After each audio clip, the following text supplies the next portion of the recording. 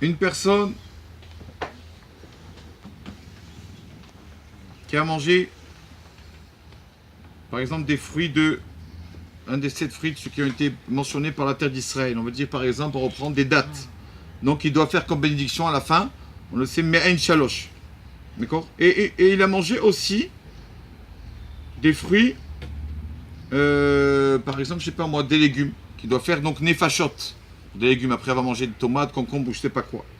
Donc il y a 2 brachot à faire. La bracha de Me'en Shalosh, sur les fruits de la terre d'Israël, la bracha de Nefashot. Qu'est-ce qu'il fait d'abord? D'abord, Boré Nefashot. D'abord, Boré Nefashot. Pourquoi? Parce qu'il y a beaucoup de rabbanim qui disent que quand tu as fait la bracha Me'en Shalosh sur les fruits d'Israël ou quoi, tu as tout acquitté après à la fin. Quand tu fais Me'en Shalosh, tu acquittes même les. Comme il y a beaucoup de rabbanim qui pensent comme ça, quand tu as fait Me'en Shalosh, tu as acquitté la prière finale, même pour les légumes et tout ça. Donc on fait d'abord Nefashot sur les légumes, par exemple tomates, concombres, on fait Nefashot, et après on fera la prière de Me'en Shalosh. Si quelqu'un s'est trompé, il a fait d'abord le Me'en Shalosh sur les fruits de la terre d'Israël, sur les dates. Il ne fera pas Nefashot après sur tomates et concombres, ça a été acquitté. Donc il ne fera pas cette prière. J'espère que ça a été bien compris. Quand quelqu'un a mangé du riz, c'est quoi la prière de la bracha du riz? Hein? Mezonot, Razak. Et la bracha d'après le riz? Nefashot. C'est le seul aliment qu'on fait mezonot et après on fait nefashot, le riz. L'initiale de Amen. Amen, c'est Orez, le riz. Mezonot, nefashot. Quelqu'un a mangé du riz. Même qu'en général, le riz, c'est nefashot. D'accord? Il a mangé du riz et des gâteaux.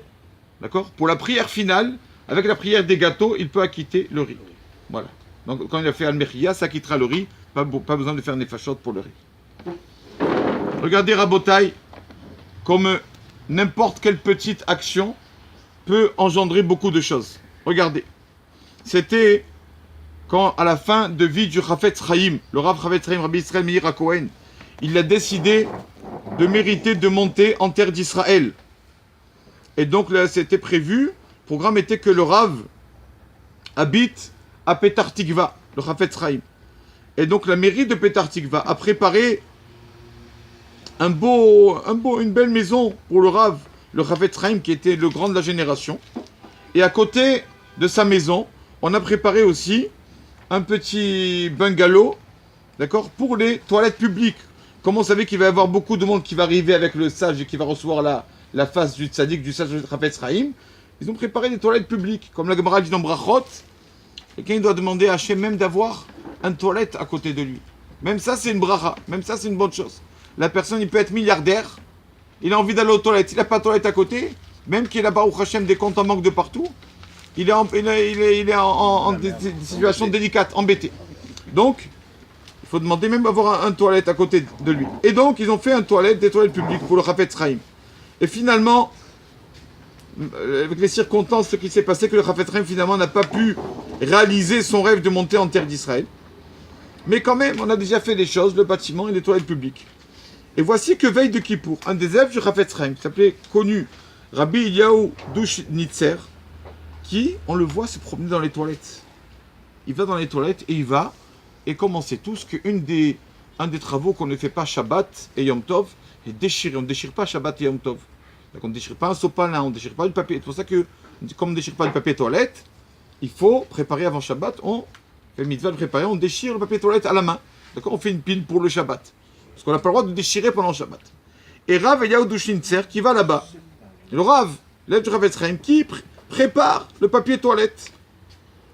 Et arrive un jeune là-bas, il marque ici, c'est-à-dire un jeune qui faisait pas du tout la Torah, et qui dit au Rav, qu'est-ce que tu fais? Qu'est-ce qui t'arrive? Tu n'as rien à faire, à part ça?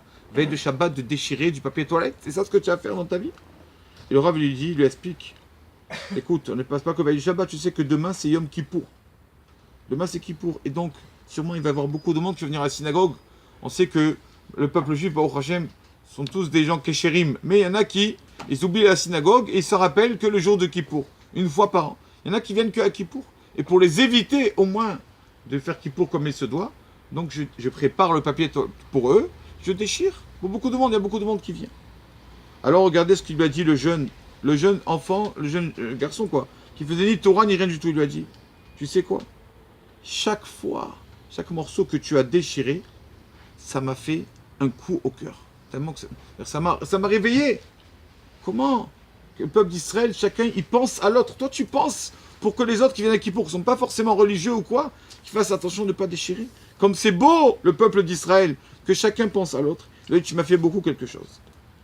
Il a dit, le lendemain, il est arrivé à Kippour. Après Kippour, c'est devenu un Baal Teshuvah. Quelqu'un qui est rentré dans la Torah, Baruch Hashem, complètement. Et plusieurs fois, ce monsieur pleurait. Ce jeune qui a fait Teshuvah, il pleurait, il disait, vous savez, grâce à quoi j'ai fait Teshuvah? Grâce au papier toilette. Et les gens ne comprenaient pas l'histoire.